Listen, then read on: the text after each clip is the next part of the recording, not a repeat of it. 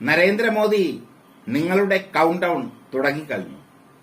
പറയുന്നത് രാഹുൽ ഗാന്ധിയല്ല, പറയുന്നത് പ്രിയങ്ക ഗാന്ധിയല്ല, ഇന്ത്യൻ രാഷ്ട്രീയത്തിലെ മഹാരഥനായ ശരത് പവാറാണ്.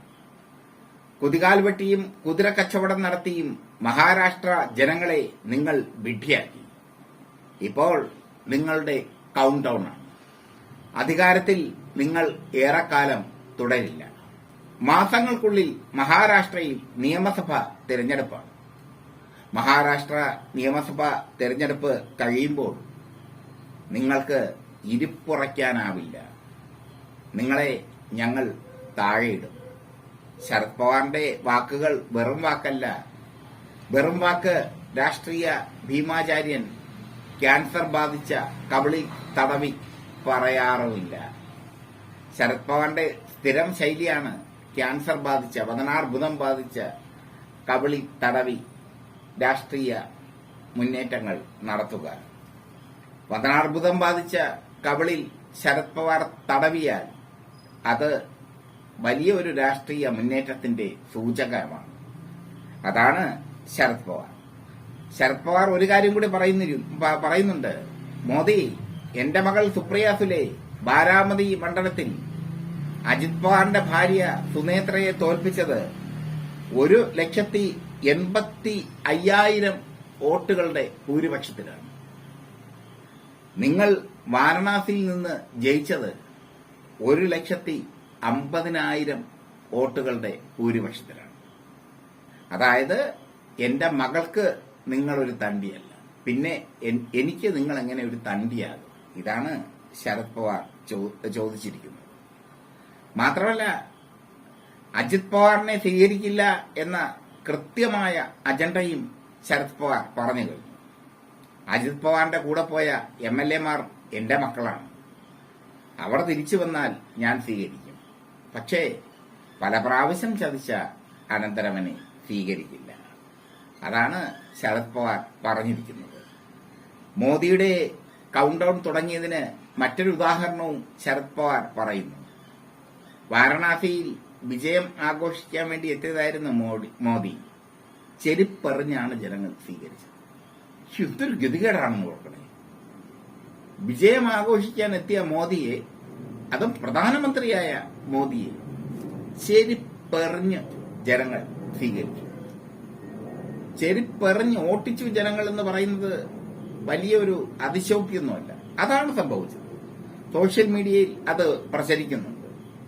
ഞങ്ങളുടെ ഒരു പരിമിതി കാരണം ഞങ്ങളത് പുറത്തുവിടുന്നില്ല.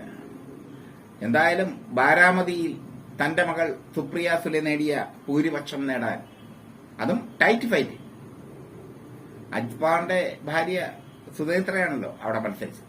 ആ ടൈറ്റ് ഫൈറ്റിൽ സുപ്രിയ സുലെ നേടിയ ഭൂരിപക്ഷം അത് നേടാൻ വാരണാസിയിൽ മോദിക്ക് സാധിച്ചിട്ടില്ല. ഇതാണ് ശരത് പവാർ പറയുന്നത്. മോദി മന്ത്രിസഭയുടെ തുടക്കവും അതിന്റെ അവസാനവും തീരുമാനിക്കുന്നത് താനാണെന്ന് കൂടി ശരത് പവാർ പറയാതെ പറയുന്നുണ്ട്. ഈ രാഷ്ട്രീയ ഭീഷ്മാചാര്യന്മാർ, രാഷ്ട്രീയ ഭീഷ്മാചാര്യ കളത്തിൽ ഇറങ്ങിയവർ, അവർ പറയുന്ന വാക്കുകൾക്കെല്ലാം ഒരുപാട് അർത്ഥമുണ്ട്. മോദിജി, അത്ര ശക്തമായ വാക്കുകളാണ് ശരത് പവാറിൽ നിന്ന് വന്നിരിക്കുന്നത്. മോദിയുടെ കൗണ്ട് ഡൗൺ തുടങ്ങുന്നത് മഹാരാഷ്ട്രയിൽ നിന്നാണെന്ന് ശബ്ദമെടുത്തിരിക്കുന്നു ശരത് പവാർ. മോദിയുടെ വീഴ്ച തുടങ്ങുന്നത് മഹാരാഷ്ട്രയിൽ നിന്നാണെന്ന് അദ്ദേഹം പറയുമ്പോൾ മാസങ്ങൾക്കുള്ളിൽ മഹാരാഷ്ട്രയിൽ നിയമസഭാ തെരഞ്ഞെടുപ്പ് നടക്കും. ഉദ്ധവ് താക്കറെ വിഭാഗം ശിവസേന ഒറ്റയ്ക്ക് മത്സരിക്കാൻ തീരുമാനിച്ചിരിക്കുന്നു എന്നൊക്കെയുള്ള കുറെ വാർത്തകൾ വരുന്നുണ്ട്. ഒറ്റയ്ക്ക് മത്സരിക്കാനൊന്നുമില്ല. അവർ ഇന്ത്യ വികാസ് അഘാഡി സഖ്യത്തിന്റെ കീഴിൽ നിന്ന് തന്നെ മത്സരിക്കും, അധികാരം പിടിച്ചെടുക്കും എന്നതൊക്കെ ഏറെക്കുറെ ഉറപ്പാണ്. അവിടെ BJP ദുർബലമായി കഴിഞ്ഞു. ദേവേന്ദ്ര ഫട്നാവിസിനെ RSS തുരത്തി ഓടിച്ചു. RSSന്റെ പ്രതിനിധിയായ നിതിൻ ഗഡ്കരി തുരത്തി ഓടിച്ചു.